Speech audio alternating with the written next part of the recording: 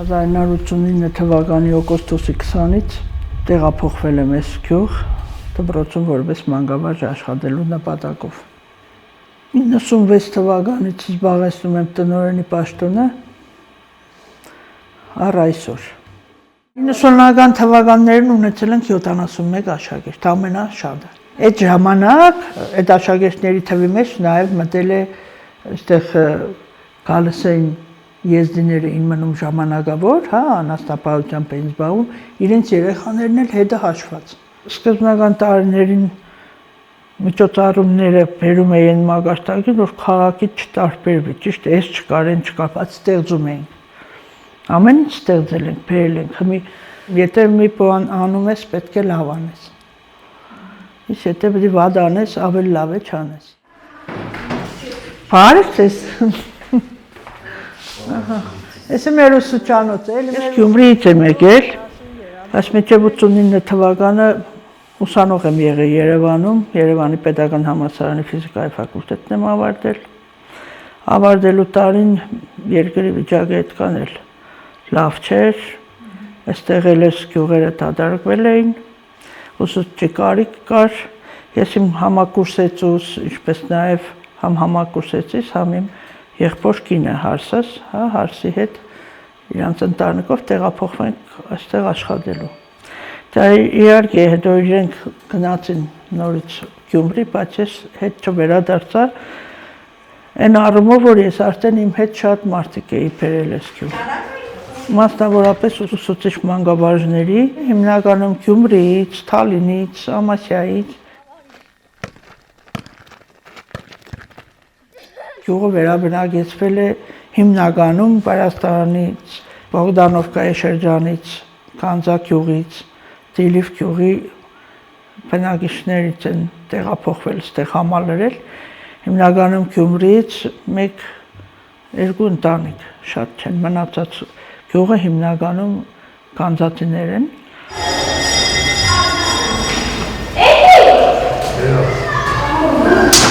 Սկզբնական շրջանում եղել որ ոչ մասնագետներ, միջնակարգ կրթությամբ ուսուցիչներ են աշխատել, ուղղակի գոյատևելու, առաջ գնալու պայմաններով հետո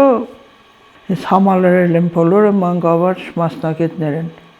Մեր դպրոցում կերպարվեստի մասնագետից, երաժշտության մասնագետից սկսած բոլոր մասնագետները կան։ Այսինքն չկա այնպիսի մի առարկա, որ դասավանդի ոչ մասնագետ։ Այստեղ մեր արմատ լաբորատորիան է, դեք ամեն դպրոց չէ որ ունի, այս տարածաշրջանում Արեգնադեմում կա ու այստեղ։ Ռաֆիկ Հակոբյանի անվան դասասենյակ։ Զորացրվելու ժամանակն էր հունվարին արդեն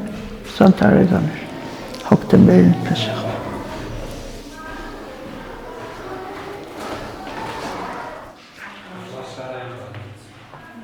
Այս դպրոցի ցանկացած երեխա աշխատասեր է։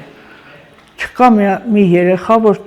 աշխատանքից փախնի, խուսափի։ Բոլորը իրենց տանն աշխատում են։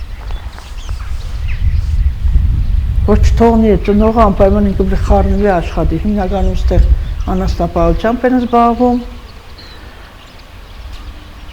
Երեխաներն էլ ընտրված են այդ աշխատանքների մեջ, թեկուզ տանը իրենց մորը հորը օգնելու համար իրանք պատրաստ կանգնած են, նույնիսկ դպրոցում, մենք դպրոցում նաև ջերմոցային տնտեսություն ունենք, դա հիմնականում արտադպրոցական աշխատանքներին է ուղղված, երեխաները լավ գիտեն, ինչպես են մշակում բերքը, այդ հողի հետ գործը, իրենք անասնապահությամբ են զբաղվում, բայց զուգահեռ այդ հողագործությամբ արդեն դասեր են խաղում, խմբակներ ունենք, գյուղատնտեսական խմբակ, որում երեխաները նաև այդ ամեն ինչ սովորում են, ինչպես մշակեն, օրինակ մենք մի ջերմոց ունենք, որում աճեցնում ենք լոլիկ, վարունգ, տարբեր բանջարեղեններ։ Այդ մեր ցանկությամբ ենք ընտրել այդ գյուղատնտեսական խմբակը եւ երեխաները մեծ սիրով մասնակցում են, առանց մասնակցել էլ այդ աշխատանքներն որ կատարում են շատ ասենք 5-ից 12-րդ դասարանցիներին հավաքվում այսօր այդ աշխատանքը կատարես, հողային տեղափոխես եւ այդ աշխատանքները կարելի է տեսնել 4 դասարան երեխան տուն չի գնում, որ ես էլ եմ ուզում։ Չէ, քեզ համար դժվար է, որ դուք այդ սայլակը հրեք կամ հող բերեք, ես գնամ ձեզ համար ջուր բերեմ, բոլորի համար ջուր բերեմ։ Մենք էլ ենք դպրոց գնացել, տեսել ենք թե ինչ կա, չէ, դասարանցին կարող է խուսափել, թեկուզ ձևեր թափել, վայ գլուխս ցաված որ անպայման տուն գնա, կամ դասի չգալու համար Ադամս ցավում էր չգա, չկա այդպիսի պատճառաբանություն։ Ինչքան պետք է լուրջ պատճառաբանություն լինի, որ երեխան դասից բացակայի։ Ինչ սիրով են գալիս դպրոց, այդ մեր դա է էլի մեր հաճույք զգացմունքը, թե չէ որ մտածենք աշխատավարձի համար ենք աշխատում, չէ։ Մեր աշխատավարձը դուք տեսաք ինչ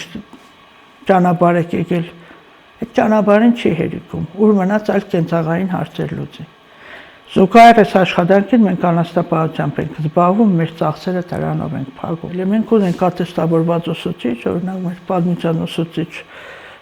Վանիկ Մանուկյանը ատեստավորված է, իր դրույքաչափ է հիմա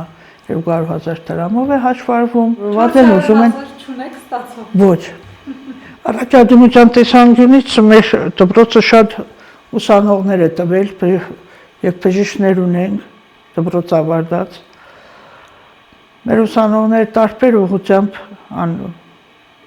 2 տարի առաջ նորից 3 աղջիկ մի դասարանից ընդունվել են բարձրագույն ուսումնական հաստատություն, մնացածները ում ուժերը չի ներում, գոնե շարունակում են ուսումնարաններում կամ քոլեջներում։ Ճիշտ նոր ասեմ, արդեն Երևանում սովորողները հետ գալու նպատակ էլ չունեն։ Շատ քիչ երեխեք կան, որ հետ են եկել, էլի ոգևորում է գյուղն իրանց գյուղը մնալու։